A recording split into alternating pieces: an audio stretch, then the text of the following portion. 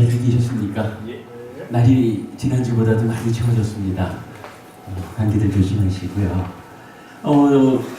사실은 제가 지난주 법회를 마치면서 지난 몇 주간 우리가 공부했던 대표적으로 좋은 세상에 태어나는 법, 이 주제를 마감하고 오늘부터는 다음 주제로 넘어가겠다. 그래서 오늘하고 다음 주 두 번에 걸쳐서는 마음의 메커니즘을 요약해 드리겠다라고 말씀을 드렸는데, 제가 올라가서 이제 수업 보고를 하면서 이 내용을 쭉 정리를 하다 보니까 어쨌거나 우리가 지난 몇 주간 공부한 것이 사실은 굉장히 중요한 공부를 했어요.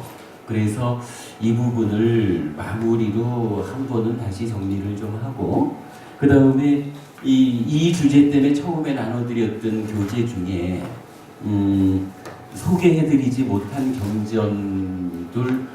경전을 이제 4개가 아무래도 붙어 있어요. 그것도 좀 짚고 넘어가야 되겠다라고 생각을 해서 오늘 한 주를 더 이 이야기를 마무리하는 수업으로 운영하려고 합니다. 자, 그렇게 좀 이해해 주시기 바라겠고요.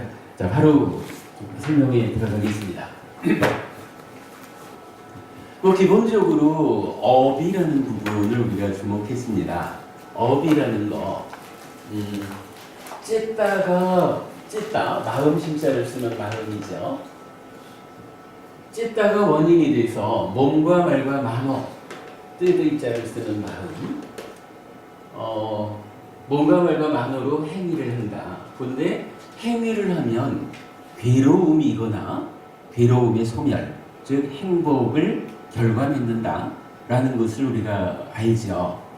그런데 누구나 쨌다를 원인으로 몸과 말과 만어로 행위하는데 왜 누구는 괴로움을 만들고 누구는 행복을 만드는가? 요거 인생을 바라보면서 우리가 반드시 제시해야 하는 의문이죠. 왜 누구는 괴로움을 만들고 누구는 행복을 만들까? 구조는 거기에 대해서 탐진치라고 하는 탐진치 삼독, 욕심과 성냄과 어리석음, 이 3가지를 답변으로 알려주시죠. 그래서 나의 내면에서 생겨나는 탐진치가 찢다를 오염시키면 오염된 찢다가 몸과 말과 만으로 오염된 행위를 하고 그 결과 괴로움이 생겨난다. 그러나 어떠한 방법에 의해서 탐진치가 제어되면 탐진치로부터 벗어난 또는 잘 보호된 청정한 찢다가 몸과 말과 만으로 행위를 해서 괴로움의 소멸, 즉 행복을 만든다. 괴로움을 만들지 않는다라는 건데 그 상태를 우리가 행복이라고 말하죠. 그런 기본적으로 탐진치와 찢다, 몸과 말과 만어라고 하는 업의 중심적인 개념이 알려져 있고요. 이 업에 대해서 조금 더 우리 삶에 밀접하게 확장해서 설명해 보자 라고 하면은 몸의 행위를 살생, 투도, 사음 3가지로 확장해서 설명하게 되죠. 말의 행위를 망어, 양설, 악구, 기여 4가지로 확장했고요. 이제 만어의 행위는 간탐, 진애, 사견이라고 3가지로 설명을 하는데, 그 중에 진애, 요거 성낸다라는 말이죠. 간탐, 욕심내는 거고, 진애, 성내는 건데, 성낸다라고 하는 요 부분을 경전은 반드시 2가지로 설명하고 있다라는 거 우리가 주목했죠. 어떻게 2가지인가요? 일단은 화가 난다라는 것은 분노하는 마음, 그리고 그것이 폭력을 쓰려는 의도로 이어진다. 이렇게 말하고 있죠. 그래서 진애라는 것은 분노와 폭력 2가지로 구분해서 말해주고 있다. 대략 이제 우리가 10가지로 이렇게 행위를 구분해서 말하고 있습니다. 이럴 때에 우리가 재미있게 좀 구분을 해봤던 것이 이 행위를 둘로 나눠봤죠. 몸과 말의 행위하고 만어의 행위. 구분을 해서 보면 몸과 말의 행위는 겉으로 드러나서 알려지는 거죠. 그래서 한번 몸이거나 말을 통해서 행위하고 나면 되돌릴 수 없는 거. 이렇게 드러나서 전달되는 행위다 라는 특성이 있고, 만호의 행위라는 것은 아무리 많이 행위한다 해도 내 안에서 하는 거기 때문에 이 자체가 업이기 때문에 결과를 맺는다라는 것은 뭐 동일하지만, 그러나 일단 남에게 전달되지는 않는다. 그래서 내 안에서 만호에 의한 행위, 즉 생각한 것은 얼마든지 바꾸어서 전달할 수 있다. 뭐 이런 특성을 갖고 있죠. 그런가 하면 이제 만호의 행위도 한 번 더 나누어 볼 수가 있었죠. 어떤 활동성의 측면, 이렇게 보면 사견이르지만 사견 또는 정견이라고 말하는 요 견해라는 것은 사실은 행위한다라고 하는 직접적인 활동성을 가지는 것은 아닌 것으로 우리가 봐야 되죠.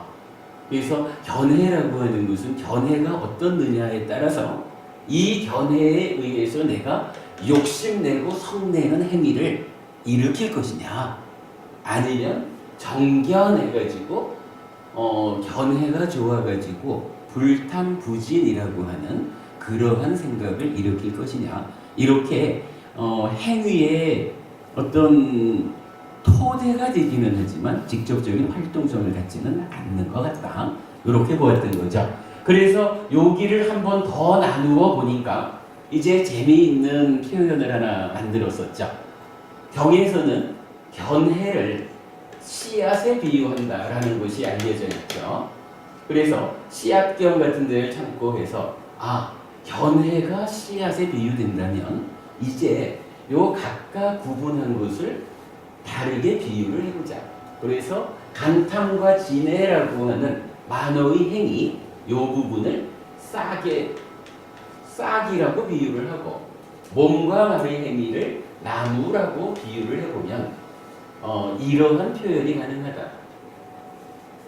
10가지로 악한 행위를 할 때는 씨앗이 나빠서, 그러니까 사견이라고 하는 나쁜 씨앗이 뿌려지면 거기서 간탐과 진해라고 하는 나쁜 싹이 트죠.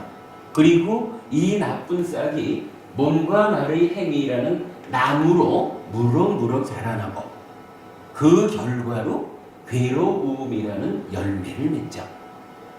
그런가 하면 이러한 행위가 어떠한 방법에 의해서 잘 제어되면, 그래서 착한 행위로 10가지 10선업을 짓게 되면 동일한 표현이 씨앗이 좋아서 정견이라고 하는 좋은 씨앗을 뿌리면 불탐과 부진이라고 하는 좋은 싹이 트고, 그것이 몸과 말의 행위로 그러니까 몸과 말의 행위라는 좋은 나무로 무럭무럭 자라나서 행복이라는 열매를 맺는다. 이렇게 우리가 10가지 업을 씨앗이 싹 트어서 나무로 자라나서 열매를 맺는, 이렇게 비유를 해보았는데, 업을 이해하는 아주 훌륭한 그런 비유라고 생각을 하죠. 그런가 하면 이제 경전은 다양하게 알려주는 것이 괴로움을 결과 맺는 10가지 악한 업을 지을 것이냐, 아니면 행복을 결과 맺는 10가지 선한 업을 지을 것이냐 라는 데서 이렇게 구분되어진 상태로 악한 업을 선한 업으로 바꾸는 방법을 알려주죠. 그래서 우선은 나무에 해당하는 몸과 말의 행위를 제어해서 착한 행위를 하자라고 할 때는 계를 지킨다라고 하는 방법을 제시하고 있죠. 제가지저의 경우에는 대표적으로 5계를 지킨다라는 거면 일단 충분한 이렇게 이제 설명이 되죠. 그래서 몸과 말의 행위는 5계를 지킴으로써 괴로움을 만들지 않는 착한 행위를 할 수 있다. 이런 거고요. 이어서 만어의 행위 중에 간탐, 욕심낸다라고 하는 것은 도시, 베푼다라고 하는 방법을 통해서 불탐, 욕심내지 않음으로써 괴로움을 만들지 않는 이러한 방법이 제시되어 있고요. 다시 진애, 성낸다라고 하는 것은 이게 이 진애를 두 가지로 나누어서 이해해야 하는 것이 사실은 여기서 나타나는 거죠. 경전은 분노라고 하는 것은 즉 다른 생명을 기쁘게 해주고자, 즐겁게 해주고자, 행복하게 해주고자 하는 이러한 마음을 자라고 말하죠. 그런가 하면 이 폭력을 대응하는 것으로 비가 나타나는데, 비라는 것은 보통 연민심, 측은지심 이렇게 표현을 하지만 구체적인 의미는 다른 생명이 지금 겪고 있는 고통을, 아픔을 줄여주겠다, 이러한 마음을 비라고 말하죠. 그래서 합해서 자비, 여기 나오는 거죠. 자와 비가 구분된 의미로 사용되고 구분되게 대응하기 때문에 진애라는 데서 반드시 두 가지로 이해해야 하는 필요성을 우리가 중요하게 보는 거죠. 물론 이제 자비라는 것은 그 밑에 희와 사라고 하는 것이 지금 이 업의 개념에서 정확히 설명되진 않지만 그 밑에서 받쳐주는 역할을 하죠. 그러면 자비희사, 사무량심이 이 자리에 나타난다라는 거 알 수 있고요. 그 다음에 견해라는 것은 삿된 견해를 바른 견해로 바꾸자라고 할 때, 사실은 견해가 씨앗에 해당하기 때문에 이 씨앗을 어떻게 하면 씨앗 자체를 나쁜 씨앗에서 좋은 씨앗으로 바꿀 것이냐 하는 것은 굉장히 어려운 일이에요. 교리적인 전체적인 체계로 보면 이 사견이라는 것은 탐진치 때문에 생겨나는 것이고, 정견이라고 하는 것은 탐진치가 제거됨으로써 사견이 제거되는 이런 거기 때문에 고도의 수행을 필요로 하는 거죠. 그러나 최종적으로 수행에 의해서 완성되는 그것만을 우리가 방법으로 제시할 수는 없죠. 그래서 우선은 표면적으로 드러나 있는 견해를 제어해서 바르게 하자. 그럼으로써 싹의 상태를 개선해서 괴로움을 만들지 말자. 요런 측면에서 우리가 배움이라는 것이 제시되어 있는 거죠. 배움을 통해서 존재하는 모든 것이 상락아정인 것이야 라고 해서 좋은 거에는 집착하고 좀 불편한 거는 저항해서 걷어내고, 이러한 삶을, 그러한 견해를 가지고 살면서 괴로움을 만드는 그것을 사실은 부처님께서 알려주신 바에 의하면 존재에 대해서 상락아정이라고 견해를 갖는 것은 삿된 견해입니다. 요거 존재에 대한 오해입니다. 존재의 실상은 무상고무와, 즉 조건지어진 것. 조건적으로 일어나는데 조건이 하도 다양해서 내가 원하는 결과를 만들어내는 것이 어렵습니다. 그러한 불만족을 괴로움이라고 합니다. 이렇게 조건 따라 흔들리고 불만족스러운 이것을 본질적인 존재라고 할 수 없습니다. 이런 게 무상고무하죠. 부처님은 존재하는 모든 것은 상락아정이 아니라 이렇게 조건 지어진 것으로의 무상고무하다, 이렇게 알려주시죠. 그러면 우리가 높은 수준의 수행을 통해 가지고 나의 내면을 상락아정이라는 병듦을 치유해서 무상고무화를 만들어 가지고 견해가 바뀌는 이 일까지는 우선은 못 가더라도 지금 우리가 충분히 공부를 통해 가지고 가르침을 배우는 일을 통해 가지고 살아가는 견해를 바꿀 수가 있는 거죠. 그럼으로써 우선은 드러나 있는 삶의 현실에 괴로움을 만들지 않아야 되겠다. 이런 목적을 가지고 볼 때 견해를 바꾸는 일을 배움이, 공부가 해주고 있다라는 부분 우리가 본 거죠.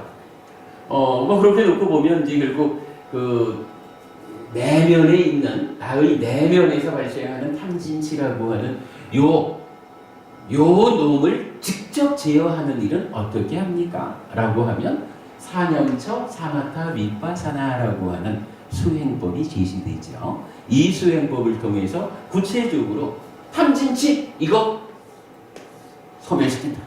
요것이 마지막까지 우리가 가는 자리죠. 이렇게 이제 대략적으로 업에 대한 이야기를 하고 나면 한 가지는 제가 재미있는 이야기를 했었죠. 청성교도소 다녀온 이야기 여러분 기억하시나요? 저기 행위를 바꿔서 어머님들 행복해지셔야 합니다. 이렇게 제가 설법을 했더니 교도관 한 사람이 저한테 스님 오늘 립서비스 하셨습니다. 왜요? 사회학자도 들어오는데 사회학자들은 행위 하나를 바꾸는데 10,000번의 연습이 필요하다고 합니다. 과연 우리 제소자고부님들이 10,000번의 연습을 통해서 행위를 바꿔서 행복해질 수 있겠습니까? 현실적이지 않은 말씀으로 그들을 기쁘게 했다면 요거 립서비스 아닙니까? 요렇게 이제 교도관이 저한테 문제 제기를 했을 때 제가 이렇게 답변했다 그랬죠. 부처님하고 사회학자하고 수준을 같이 보지 마십시오.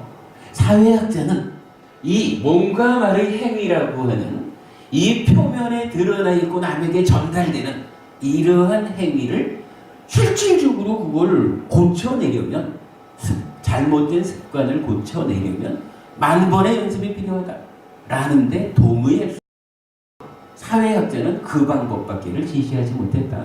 그러나 부처님은 수준이 다르다. 부처님은 삶의 전체 과정을 꿰뚫은 분이기 때문에 그래 몸과 말의 행위를 바꾸는데 10,000번의 연습이 필요하다면 아주 효과적으로 바꾸는 방법을 알려주셨다. 그것은 무엇입니까? 이렇게 구분된 상태에서 이제 우리가 찾아본 거죠. 한 단계 아래를 바꾸자. 몸과 말의 행위를 효과적으로 효율적으로 바꿔내기 위해서는 한 단계 아래인 만호의 행위를 바꾸자. 만호의 행위 중에서 도시와 자비라고 하는 방법을 통해서 이 간탐과 진의 생각작용의 영역을 바꿔주면 요기가 바뀔 때 몸과 말의 행위는 아주 효율적으로 바뀐다. 그래서 제소자고부님들이 10,000번의 연습을 통해서 행위를 바꾸는 일은 어려울지 몰라도 잘 공부하고 스스로를 제어해서 이러한 만호의 행위를 제어함으로써 행위를 바꾸는 일은 효율적으로 가능하다. 이런 이야기 제가 말씀드렸었죠. 뭐 마찬가지죠. 선이 한번 더 그어져 있으니까 간탐과 진해라고 하는 이 부분 내가 보시하겠다? 지금부터 자비로운 마음을 갖겠다? 라고 해도 맘만 먹는다고 그게 바로 되진 않죠. 이럴 때 어떡하나요? 역시 한 단계 아래에 있는 공부를 통해서 배움을 통해서 나의 견해를 상나가정이라는 잘못된 견해에서 무상고 무아라는 올바른 견해로 물론 뭐 여기서 그 견해라는 것은 다양하게 설명이 되지만 대표적으로 그렇게 우리가 보면 되겠죠. 이렇게 한 단계 아래를 바꿔준다. 그러나 이 견해 또한 내가 공부해가지고 바꾸지 이렇게 해도 쉽게 되지 않죠. 요것도 더 효과적으로 바꾸는 방법은 뭔가요? 아예 한 단계 더 밑으로 내려가서 나의 내면을 사념처 샤마타 윗바사나라는 수행을 통해서 내면을 직접 바꿔주는 거죠. 그러면 내면이 바꿔주는 것은 표면으로 드러날 때는 엄청난 증폭을 통해서 효율적으로 바꿔준다. 요기가 바뀌면 바뀌는 만큼이 엄청난 증폭을 통해서 효율적으로 바꿔준다.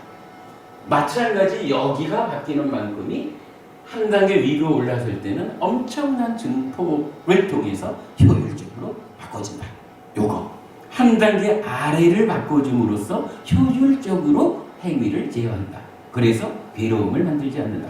요 업에 대한 이야기 중에 빼놓을 수 없는 이야기겠죠. 그렇게 이제 뭐 전체적인 이야기를 한번 본 거고요. 그 다음에 이제 여기서 이어지는 좀 부수적인 이야기라고 할까 하는 것을 3주간에 걸쳐서 우리가 공부를 했어요. 뭐 이제 몸과 말의 행위에 대해서는 뭐 이제 크게도 볼 게 없었죠. 5계를 지키는 삶만 우리가 지켜낼 수 있으면 몸과 말의 행위는 잘 제어되는 거죠. 가장 쉬운 부분이죠.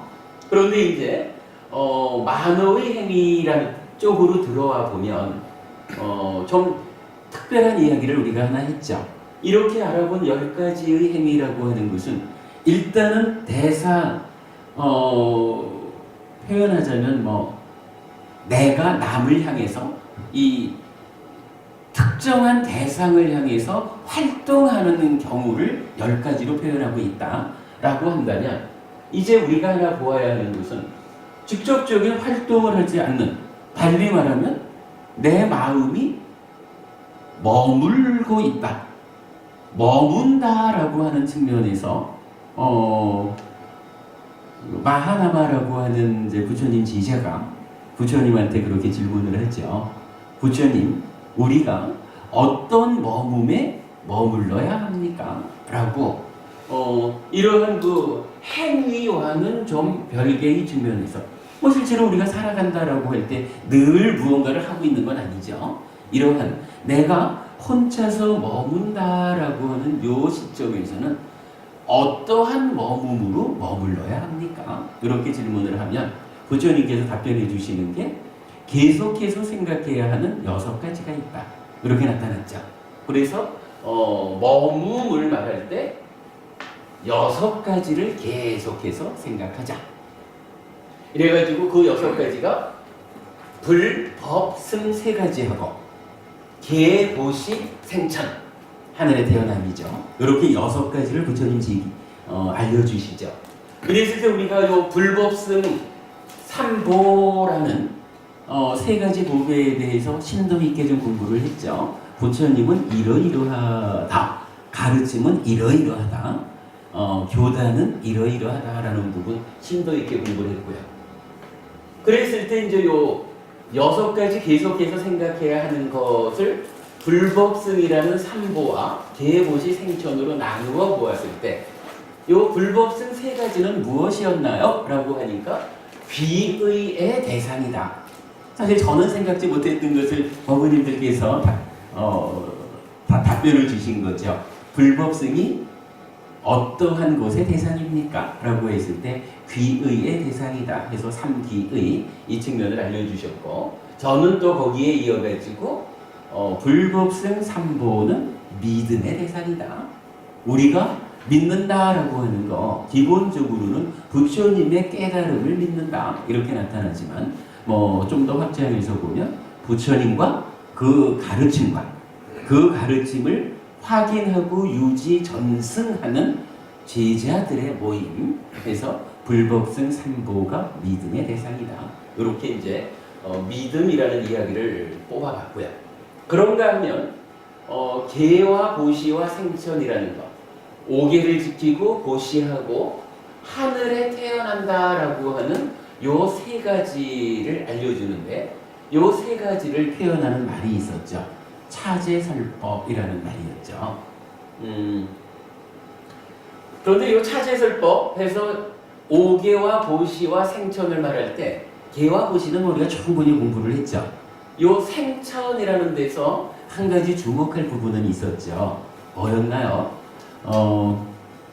하늘에 태어난다라고 하는 거, 사왕천에서부터 타화자재천까지 6개의 6 하늘, 그리고 셋개 하늘의 시작인 범신천이 언급되고 또 그 위에 하늘들, 이래가지고 사실은 생천, 하늘에 태어난다라고 할 때 이 하늘의 범위는 6개의 하늘부터 3개, 무색개 하늘 전체를 포함한다라는 거 보았죠.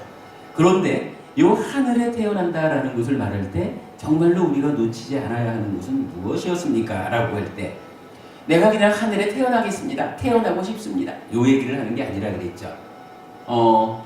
하늘 사람들은 어떻게 하늘에 태어났습니까? 라고 할 때 그들은 믿음이 있고 계가 있고 배움이 있고 보시가 있고 빤냐가 있어서 요 5가지가 있어서 그들은 하늘에 태어났다, 요렇게 말하고 이제 결정적으로 그런데 나에게도 믿음과 계와 배움과 보시와 빤냐라고 하는 요 5가지가 있다, 요거를 결정적으로 말했죠. 그래서 하늘에 태어남이라는 생천의 의미는 단순히 하늘에 태어나게 해주셔요. 뭐 이런 거. 하늘에 태어나고 싶습니다. 이런 이야기가 아니었죠. 하늘은 이러한 하늘이 있는데 그 하늘에 태어나는 것은 참으로 행복한 일이다. 그런데 그 하늘에 태어난 사람들을 보니까 그들은 이러한 5가지를 갖추었기 때문에 그 5가지가 갖추어진 힘에 의해서 하늘에 태어난 것이다. 그리고는 사실은 나한테도 나도 그 5가지를 갖추고 있다. 그러니 이 5가지가 갖추어진 그 힘에 의해서 나도 하늘에 태어날 것이다. 요거를 말해주는 거죠. 생천. 5가지를 나도 갖추어서 하늘에 태어날 것이다. 예, 그 부분을 이제 우리가 중심적으로 본 거죠. 그래서 이제 개와 보시와 생천 요 3가지를 가지고 차제설법 순서적으로 설하는 가르침 이렇게 설명을 하고 있죠.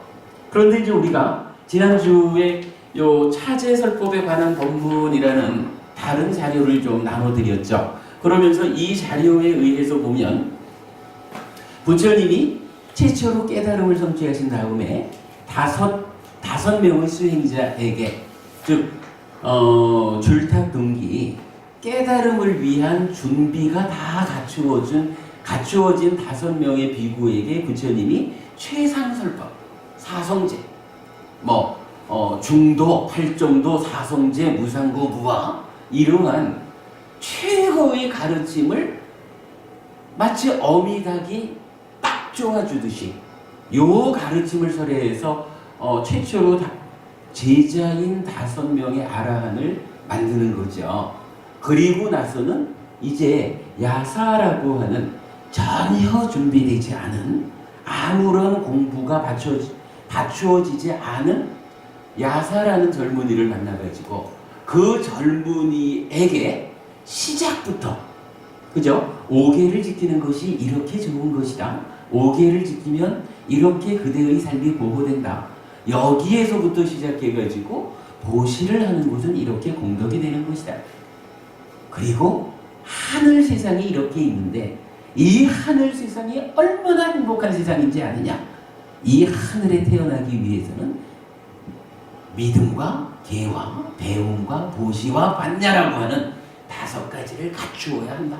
이렇게 준비 과정을 이끌어준 거죠.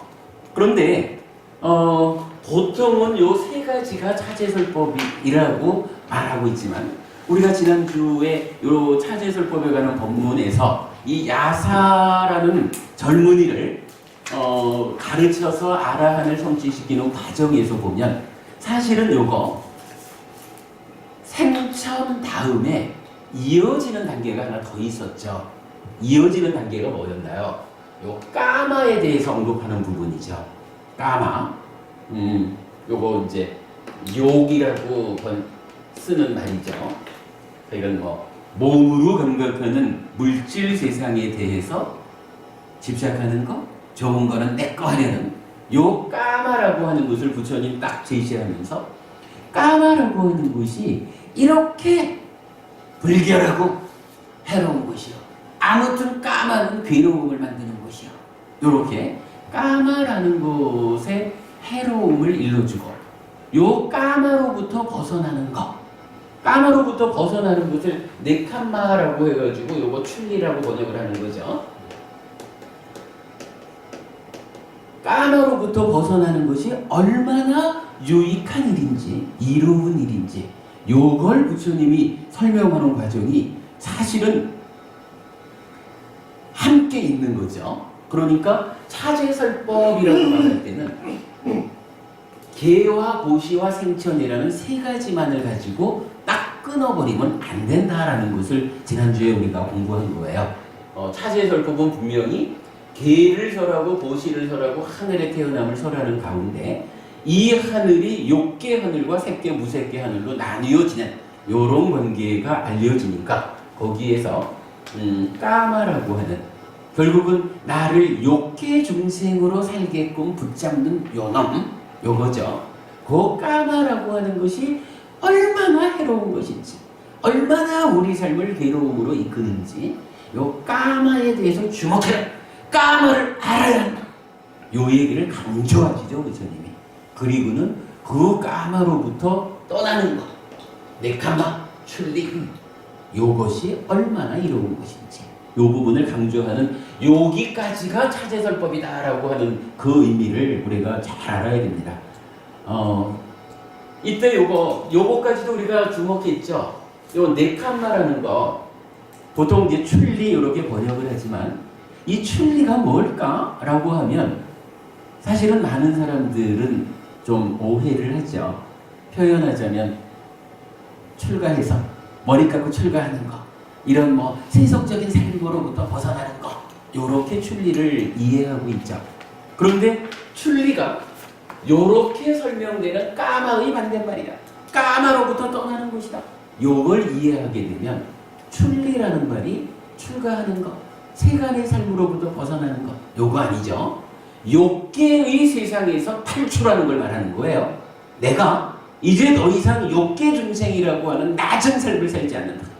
욕계의 삶을 떠나서 색계 하늘로 올라가는, 그죠? 까마로부터 벗어난다라고 하는 것은 까마의 세상, 욕계잖아요. 까마의 세상을 뛰어넘어가지고 극복해가지고 색계 하늘로 올라서는 거. 요것이 출리, 네칸마의 의미죠. 요거 우리 잘 알아야 되죠.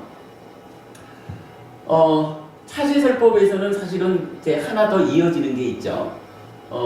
기본적으로 부처님께서 차제설법을 했다라고 하는 것은 계와 보시와 생천에 대해서 알려주시면서 까마라는 것이 이렇게 이로운 것이다, 까마에서 벗어나는 것이 이렇게 이로운 것이다 라고 부처님은 설명을 하죠. 사실은 이제 차제설법 자체는 그걸로 끝나죠. 그런데 1차적으로 그것에 의해서 생겨나는 성과가 있죠. 요렇게 차제설법을 들은 야사가 어떻게 되나요? 야사의 마음 상태가 잘 들으려는 마음 상태라든가 장애가 없는 마음 상태라든가, 이제 이런 차제설법을 통해서 야사가 야, 정말로 이분이 스승이 되는 분이구나, 이 부처님을 따라 외우면 참으로 나의 삶이 향상하겠구나, 행복해지겠구나, 요런 마음을 일으켰다는 거죠. 달리 말하면 결국은 차제설법의 결과로, 그러니까 부처님은 차제설법을 하고 차제설법을 들은 제자의 입장에서는 믿음이 일어나는 거죠. 그죠? 요 믿음을 일으키게 된다. 그래서 저는 그렇게 말했죠. 차제설법, 하늘에 태어나게 만드는 설법, 요거 아니다는 거죠.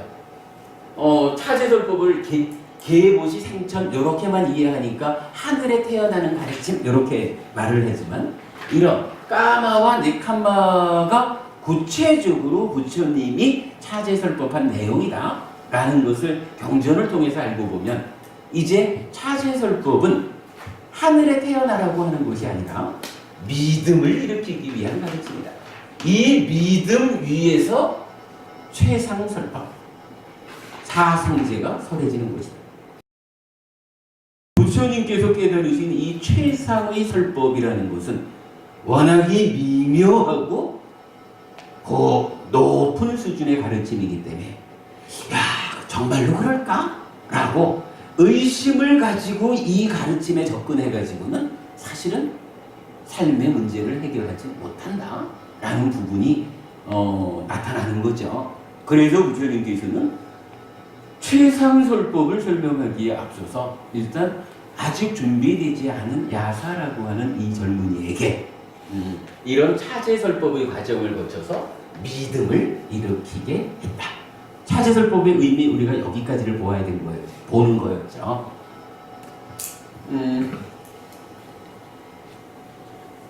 이렇게 해가지고 우리 마음이 어디에 머물러야 합니까? 계속해서 생각해야 하는 6가지에 머물러야 한다라고 부처님께서 답변 주신 불법승 믿음의 대상, 계보시 생천 차제설법인데, 이 차제설법은 까마와 네칸마까지를 포함해서 믿음을 일으키는 데까지로 연결이 되고, 그것은 최상설법을 설하기 위한 준비 과정이다. 이렇게 이제 우리가 이해하는 거죠. 자, 이렇게 놓고 보면 이제 부처님께서 설하는 설법이 어떻게 구성되어 있냐라는 것을 우리가 볼 수 있겠죠. 요거 지난주에 드린 자료에 정리는 되어 있습니다. 그럼 결국 부처님의 설법은 이렇게 보죠. 기본적으로는 5계를 지킴으로써 그대의 삶을 보호하십시오. 5계도 지키지 않는 삶을 통해서 인간적인 삶도 살지 못해서 죽은 다음에 지옥 가거나 짐승으로 태어나거나 아귀로 태어나는 이러한 불행을 초래하지 마십시오. 기본적으로 5계는 지켜야 합니다. 그 가운데 베푸는 일을 통해서 공덕을 쌓으십시오. 그러고 나면 이렇게 하늘에 태어나는 일이 가능합니다. 그대의 삶이 하늘에 태어나는 그 행복한 삶을 실현해야 합니다. 라고 일단 말해주는 것. 요것이 첫 번째 단계죠. 요거 달리 말하면 이런 거예요. 분명히 우리가 알기를 나라고 하는 존재가 이게 원래 있는 존재가 아니잖아요. 색수상행식 오온이라고 하는 곳에 집착하면 그 집착한 상태, 달리 말해서 오치온이 자아의식을 일으켜가지고 오치온 스스로가 나인 줄 알고 내가 되어가지고 살아가면서 그 내가 괴로움을 겪는 거죠. 그러나 어쨌든 궁극적으로는 우리가 집착이라고 하는 부분을 해결해서 오치온인 자기 존재를 소멸하고 해탈 열반을 실현해야 하지만 그러나 그 일이 그렇게 쉬운 일은 아니란 말이죠. 그러면 해탈 열반할 때까지는 어쨌거나 오치온이 됐든 어찌 됐든 하여간 내가 지금 나로서 살아가잖아. 지금 나로서 살아가는 요 삶도 해탈할 그때까지는 그래도 괴로움은 갈수록 줄어들고 행복은 갈수록 늘어나는 이러한 삶을 살 수 있어야 하는 거 아니냐. 그런 측면에서 부처님은 1단계로는 개와 보시와 하늘의 태어남이라고 하는 이 가르침을 통해서 존재로서의 삶도 행복해야 됩니다 라는 것을 1차적으로 알려주시는 거죠. 그리고는 이제 2차적으로 알려주시는 것이 이러한 가운데 요거 까마라고 하는 거, 요 까마에 붙잡혀 있어가지고는 참으로 괴로움이 큽니다. 향상하지 못합니다. 라고 해서 까마에서 벗어나서 네캄마, 출리, 색계, 무색계 하늘로 일단 올라서는 일이 삶을 향상하는 중요한 일입니다. 라고 두 번째로 까마의 위험함 그리고 네캄마의 이로움 요 부분을 두 번째 단계로 설법했다 이렇게 보면 되고, 그리고 나면 이것에 의한 생겨나는 믿음을 가지고 최상설법, 중도, 팔정도, 사송제, 십이연기, 무상거부화 이렇게 알려지는 그 최상의 설법을 부처님은 하고 있다. 그러면 결국 부처님의 설법은 이렇게 세 단계로 구성되어 있다라는 것을 우리가 기본적으로 이해할 필요가 있겠죠.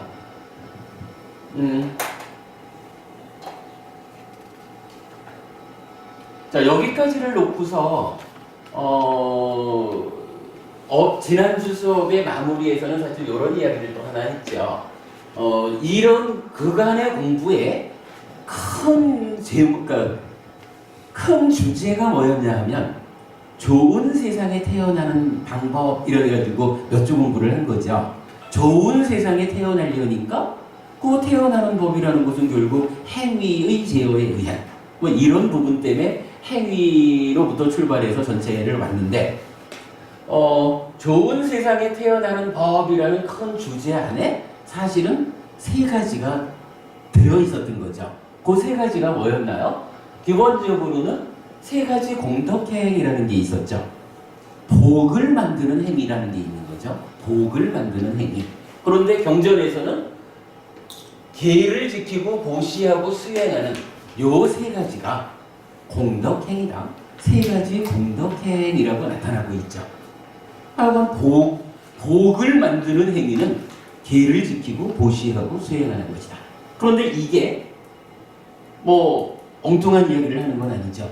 바로 이 업이라고 하는 이 자리에서 나타나죠. 자, 첫 번째, 그러니까 세 가지 공덕행 중에 첫 번째, 계를 지켜야 합니다. 뭔가요? 몸과 말의 행위를 잘 제어하는 것. 요게 계죠. 지계. 그런가 하면 만호의 행위 중에 간탐을 제어하는 것. 보시로 나타나죠.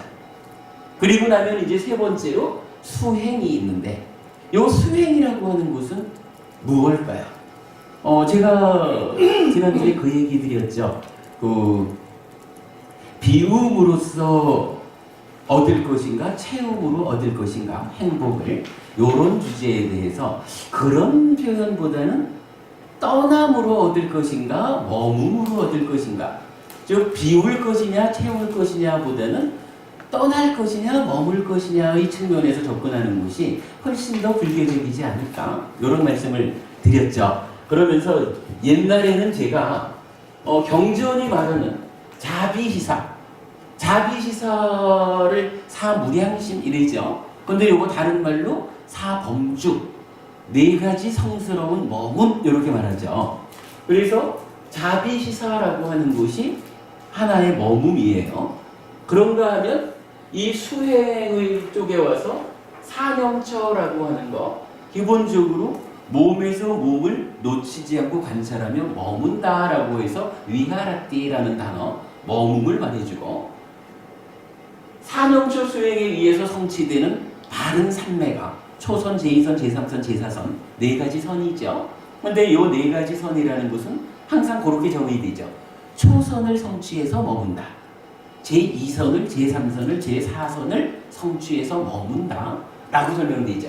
그래서 사념처와 사선 요 부분도 머무는 것이다 이렇게 우리가 발견했었죠. 그런데 제가 과거에는 자비시사 사범주의 머문과 사념처 사선의 머문 두 가지만을 머문으로 알고 수행이란 요 그러니까 머무는 두 가지 머문 가운데 하는 두 가지가 수행이다. 그래서 세 가지 공덕행 중에 계가 있고 보시가 있다면 수행이라는 것은 자비시사와 사념처 사마타 윗바사나 사념처 사선 요것이 수행이다라고 말을 했었는데 요번 수업에서 제가 한 가지를 추가합니다라고 말했던 거죠.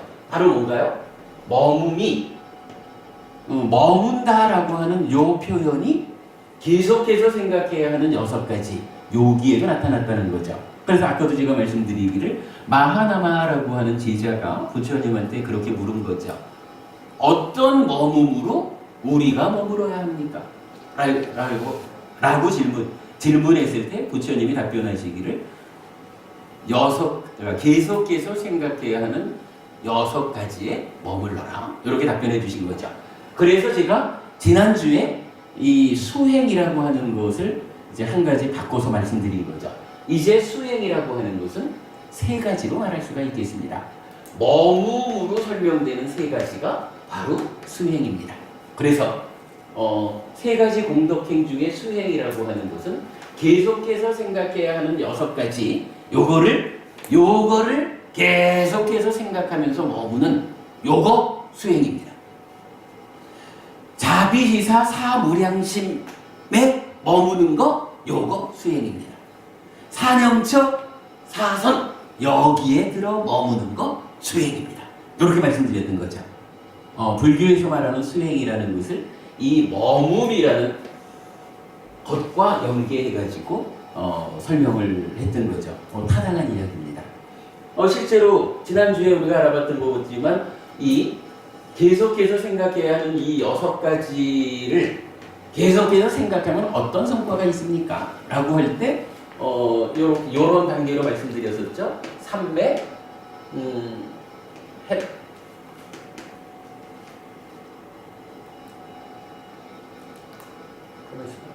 삼매 해탈 청정 계속해서 생각해야 하는 요 6가지가 어떤 성과를 가져옵니까? 라고 할 때 결국은 삼매, 해탈, 청정이라고 하는 요러한 성과를 가져온다. 그래서 이 계속해서 생각해야 하는 6가지 또한 수행으로서의 역할을 충분히 하는 것이다. 이렇게 우리가 알아봤었죠. 그렇게 이제 3가지 머문으로써 이 3가지 공덕행에 나타나는 수행을 정의하자. 이렇게 본 거죠.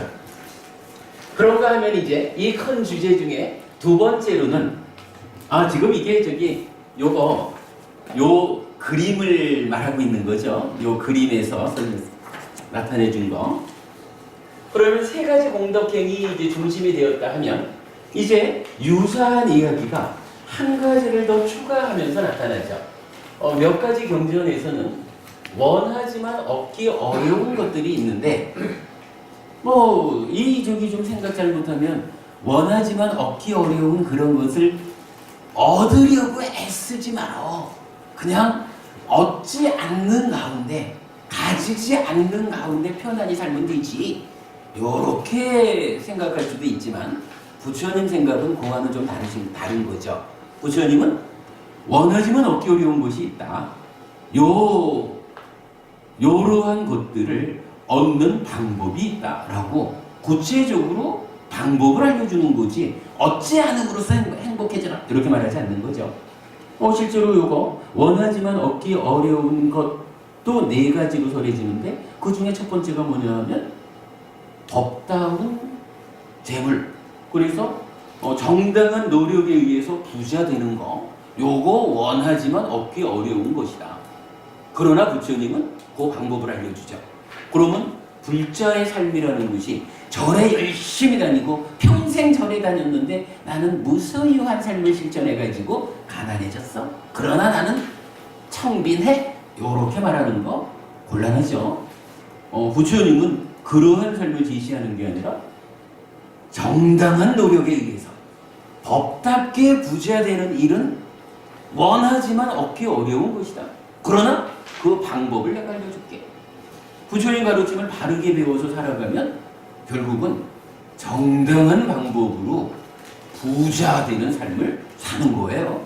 그래서 불자는 부자 돼야 되는 것이지 청빈한 삶으로 나아가는 거 요거 좀 달리 생각해야 되죠. 아무튼 이제 그렇게 원하지만 얻기 어려운 것을 얻는 방법으로 이제 부처님은 믿음, 지계, 보시, 빤냐라고 그러니까 지혜를 알려주거든요. 그런데 이제 우리가 대략적으로 생각하면 이 지혜라고 하는 것은 수행과 같은 의미로 볼 수가 있는 거죠. 수행을 통해서 지혜가 얻어진다 이렇게 보면 그렇다면은 원하지만 얻기 어려운 것을 얻는 방법 4가지라는 것은 사실은 복을 만드는 3가지 공덕행, 그 3가지 공덕행에다가 믿음이라는 것이 받쳐주면 요 얘기로 우리가 이해할 수가 있는 거죠. 구체적으로는 수행이란 말이 빤냐라는 말로 다르게 나타나고는 있지만 요거 하여간 같은 맥락으로 이해한다면 복을 만드는 3가지 오기를 지켜서 나를 보호하고 보시함으로써 하늘에 태어나는 공덕을 짓고 수행함으로써 더 큰 복을 만들고 요런 3가지에다가 이제 그 바탕에 믿음이라는 것을 분명히 하는 거죠. 지난주에 보니까 최바부님은 그 믿음이라는 건 당연한 거 아닙니까? 이렇게 질문을 하시던데 사실은 당연한 거죠. 불자라면 당연히 그래야 되는데 문제는 이 믿음에 대해서 잘 배우지 못하다 보니까 믿음이 좀 잘못된 믿음을 가질 수도 있고 또는 이 까마라고 하는 이심이 너무 강해가지고 배우기는 바로 배웠는데 까마에 묶여가지고 그 믿음대로 살아내지 못하는 경우도 많고 그런 것 때문에 부처님은 이 믿음이 얼마나 중요하냐, 믿음이 토대가 되어야 행복한 삶으로 나아간다 이렇게 강조를 하시는 거고 사실은 최보부님 잘 지적을 해주신 거예요. 불자라면 이 믿음은 불법성 삼보에 대해서 확실하게 믿는다. 요거는 기본이죠. 좀 엄격하게 말하면 요 믿음 없으면 불자 아닌 거라. 그죠? 불자라는 말이 뭐예요? 불교신자라는 말이 부처님에 대한 믿음을 갖는 거, 부처님 가르침에 대해서 확실히 믿는 거, 이 가르침이 나를 행복하게 해줄 것이요. 요거 믿는 거잖아요. 그리고 이 가르침을 확인하고 유지 전승하는 승가라는 이 교단에 대해서 참으로 나의 복밭이다, 복전이다, 이렇게 확실히 믿는 이런 사람이 불자인 게 맞는 이야기죠. 근데 어쨌든 내가 그래요. 그러한 믿음 한 가지를 더 보태가지고 원하지만 얻기 어려운 것은 이러한 네 가지 방법에 의해서 얻어진다.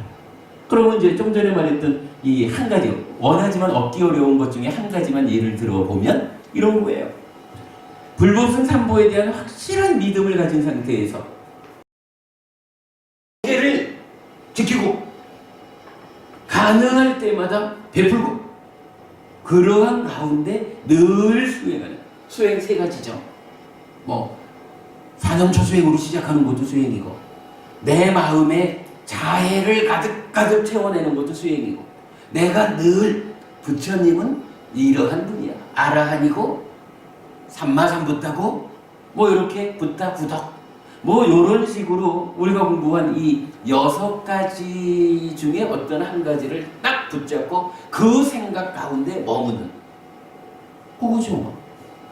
그러한 삶을 살아내면 결과가 어떻게 된다는 거예요? 정당한 노력에 의해서 부자 된다는 거예요. 이러한 삶이. 그러면 어쨌거나 현실적으로 정당한 노력에 의해서 부자 된 사람이 제가 제자로서는 불자로서의 바른 삶을 살았다, 이렇게 말해도 되는 거예요. 물론 뭐 이게 그럼 뭐 누구나 다 부자 됩니까? 이런 부분에서는 좀 달리 볼 건 있죠. 분명히 내가 업이라는 게 가장 중요한 조건이긴 하지만 사실은 내가 혼자 살아가는 세상이 아니기 때문에 이 관계에서 오는 조건들도 크게 영향을 주죠. 그렇기 때문에 나는 최선의 노력을 다했지만 환경이라고 하는 조건의 문제 때문에 부자가 되지 못할 수도 있어요. 그러나 그것은 걱정할 문제가 아닌 거라, 내가 할 수 있는 최선을 다해서 이뤄낸 그만큼이 이미 부자의 삶을 사는 거, 이렇게 이제 우리가 이해를 해야 되겠죠. 뭐 그 얘기 이제 뒤에 좀 더 알아보기로 하고, 어쨌든 3가지 공덕행에 이어서 이렇게 4가지가 나타나죠. 그리고 나면 이제 요 주제의 총괄로서 마지막 한 가지는 원하는 곳에 태어나는 방법, 이렇게 나타나죠. 요거 뭔가요? 이제 앞에 있는 4가지에다가 배움 하나가 더 들어가는 거예요. 믿음, 지계, 배움, 고시, 빠냐라고 하는 요 5가지가 원하는 곳에 태어나는 방법이다, 그렇게 알려지죠. 그런데 요 5가지가 공방 우리 공부하는 중에 한번 나타났어요. 요거 어디에 나타났죠? 그죠? 이게 생천을 말하면서 제가 정말 주목해야 되는 것은 하늘이 이렇게 많다, 거기에 내가 태어나고 싶다, 요게 아니라 하늘에 태어난 사람들은 바로 요 5가지를 갖추었기 때문에 하늘에 태어났다. 나도 요 5가지가 있다. 그러므로 나도 이 5가지의 힘에 의해 하늘에 태어날 것이다, 이렇게 본 거죠. 바로 이 5가지가 생천, 하늘에 태어나는 힘인 거예요. 그러면 내가 설마 내가 다음 세상에 짐승으로 태어날 겁니다, 요렇게 바라는 사람은 거의 없을 거예요. 그리고 만약에 그런 소원을 가졌다 그러면 이거는 이 사람은 부처님 공부를 바르게 한 사람은 아니죠. 옛날에 한번 그런 적은 있어요.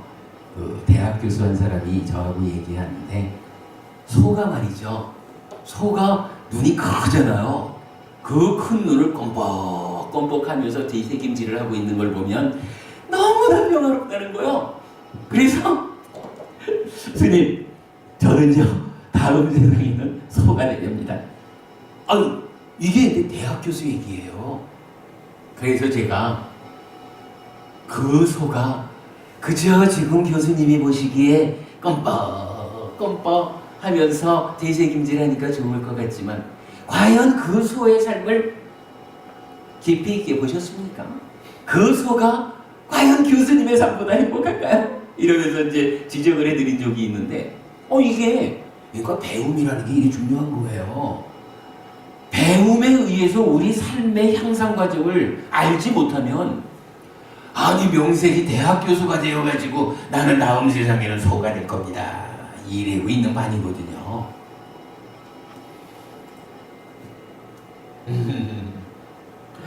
그러니까 이제 일단 그렇게 되는 거예요. 그런 이제 좀 특별하게 우리가 지적해서 바르게 안내해 줘야 되는 그런 경우 말고는 우리가 원하는 곳이라는 게 지옥 가기를 원하는 사람은 없을 거예요. 짐승으로 태어나서 고통받고자 하는 사람, 아기로 태어나서 고통받고자 하는 사람은 없는 거거든요. 최소한 그래도 인간으로는 태어나고 그래도 인간보다는 내가 하늘에 태어나야지 이렇게 보는 게 기본적으로 원하는 곳이 어디요? 라는 데 대한 답변일 거예요. 그러니까 원하는 곳에 태어나자라고 할 때 이 원하는 곳은 기본적으로 하늘 세상이다. 이렇게 본다면 이 주제가 딱 맞는 거예요. 원하는 곳에 태어나는 방법이 뭐냐 하면 생천. 하늘 사람들은 이 5가지를 부족해서 하늘에 태어났고 나도 이 5가지를 부족해서 하늘에 태어날 것이다. 라고 말하는 요 5가지가 경전은 그렇게 말해주는 거죠. 원하는 곳에 태어나는 5가지 방법. 이렇게 우리가 보면 이 공부의 전체적인 마무리가 그렇게 지난주에 한 거죠. 잘 마무리를 한 것 같아요. 요거 하여간 우리 법회에서 이런 특징 있게 재밌게 찾아낸 것은 3가지로 공덕행을 4가지로 얻고자 하는 거, 5가지로 태어나는 방법 이렇게 찾아낸 거, 요 3가지를 연결해서 정리한 것은 아주 재미있고 그러나 중요한 주제를 하나 정리를 했다라고 봐야 되겠어요. 그러면서 지난주 수업의 가장 끝에는 이 얘기를 했죠. 우리가 이제 이 빤냐 지혜라는 것이 나타나는데 수행의 결과 이렇게 보는 거. 이 지혜라는 것이 물론 이제 경전에서는 여러 가지로 설명되기도 하지만 대표적으로 이제 합성경이라는 경전에서 이 지혜를 3가지로 말하더라라는 것을 소개하면서 지난주에 마쳤죠. 첫 번째 지혜는요, 찐따마야라 그래가지고 찐따에 의해서 생겨나는. 그러면 이 뭔가 말고 만호로 행위하는 이 원인이 되는 찐따. 경에서는 요거 간탐과 진해에 해당하는, 달리 말하면 이 생각, 사유 요 부분을 말할 때 요거를 찐따로 말을 해요. 그래서 찐따의 부족 이러면은 간탐과 진해를 불탐부진으로 잘 바꿔내면 요게 만호를 부족했다라고 말하지 않고 찐따를 부족했다 이렇게 이제 말을 하거든요. 그러면 이제 찐따마야 빤냐 이래가지고 찐따 때문에 생겨나는 지혜 이렇게 말하면 이제 요 부분이 되는 거예요. 이 생각, 사유, 생각 과정을 통해 가지고도 지혜가 생겨난다라고 말하는 건데, 요거 사실 그렇죠. 우리가 꼭 부처님 가르침을 바르게 배우지 않더라도 사실은 많은 사람들, 특히 그 철학자, 사상가들을 보면 아주 깊은 사색을 하잖아요. 깊은 사색을 통해 가지고 삶을 살아가는 지혜를 만든다고요. 그거죠. 요 생각, 사유의 과정. 깊은 사색을 통해서도 빤냐가, 그러니까 지혜가 생겨난다. 이렇게 말하는 거예요. 그러니까 요 하나가 설명이 되고, 그 다음에 두 번째가 숙다마야 빤냐라고 하는데 직접 배움이라는 표현이에요. 요 숙다라고 하는 단어가 배움이라는 단어거든요. 근데 이게 이제 배움으로도 번역이 되고 또 들음이라고도 번역이 돼요. 근데 이제 경전에서는 그렇게 말을 해요. 저기 표현하자면 부처님의 말씀을 들음으로써 그 얘기는 뭐예요? 부처님의 말씀을 듣는다라는 것은 부처님 가르침을 배운다. 그러니까 같은 의미죠. 같은 의미인데 이제 조금 우리가 표현을 달리하는데 요 숫다 마야 빠냐라고 해서 숫다 때문에 생겨나는 지혜가 있다.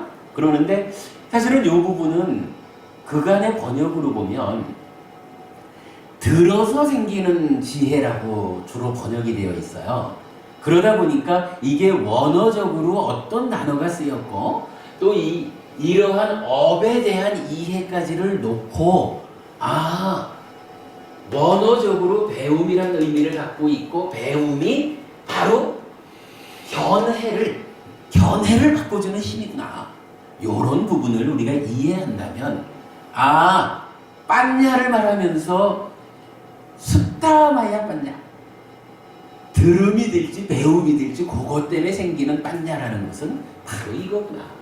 배움을 통해서 삿된 견해를 바른 견해로 바꿔주는 요것이 아까도 말씀드렸지만 배우지 못해가지고 상나가정적인 견해를 가지고 살아가면서 괴로움을 만든다면 그거를 배움을 통해 가지고 무상고 무아라고 하는 존재의 실상을 아는 가운데 그러한 견해 가운데 살아감으로써 행복을 만든다면 그게 바로 지혜인 거죠.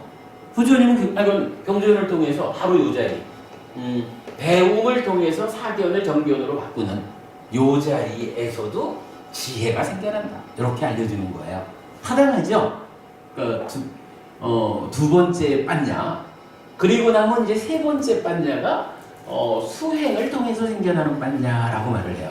그럼 이거야 이제 가장 밑에 나의 내면을 사념처 사마타 윗과사나라고 하는 수행을 통해서 나의 내면에 이제 다음 주에 우리가 공부할 거지만 마음의 메커니즘에 의해서 설명되는 내면의 이야기 그때 나의 내면을 채우고 있는 병든 경향성 경향의 병든 상태를 치유해서 힐링 요즘 힐링이라고 말하죠. 치유된 상태의 경향성에 의해서 내면에서 탐진치를 만들지 않게 되는 그 과정 그 부분이 바로 빠냐가 직접 쓰이는 자리거든요.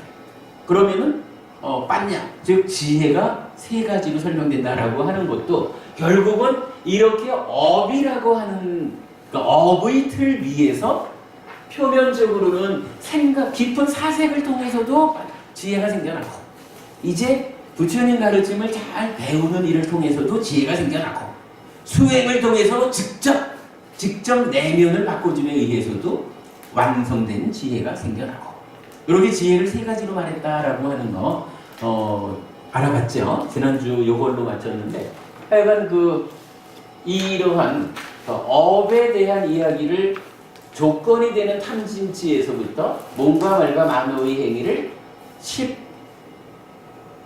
10선업 10가지 업으로 설명하는 이러한 하나의 틀 위에서 지금 이제 말씀드린 여러 가지를 알아보았죠. 사실은 요거 우리 삶을 이해하는 데 있어서 굉장히 중요한 이야기라고 해도 좋을 것 같아요. 아주 중요한 주제가 되다 보니까 제가 그래도 이렇게 총괄적으로 한번 좀 정리를 해드리고 그 다음에 이제 좀 빠져있는 몇 가지 이야기를 좀 더 설명해 드리고 넘어가는 게 좋겠다라고 싶어서 오늘 하루 이 주제를 더 하고 있는 겁니다. 자, 그럼 여기까지를 하면 지난 몇 주간 공부한 내용을 총괄적으로 한번 정리를 한 거죠. 근데 어찌 보면은 각각이 따로따로 공부할 때는 보지 못했던 부분들이 오늘 좀 많이 나타났죠. 하여간 몇 가지 우리가 중요한 부분을 보았어요. 업을 다시 보았죠. 이 자리에서 요 3, 4, 5 세 가지로 보는 거. 그 다음에 차제설법이 이 믿음으로 연결되는 차제설법의 전체적인 이야기를 다시 보았고 부처님의 가르침 설법이 어떻게 구성되어 있느냐라고 본 것도 중요한 개념이죠. 그 상태에서 머금이 세 자리에서 알려진다.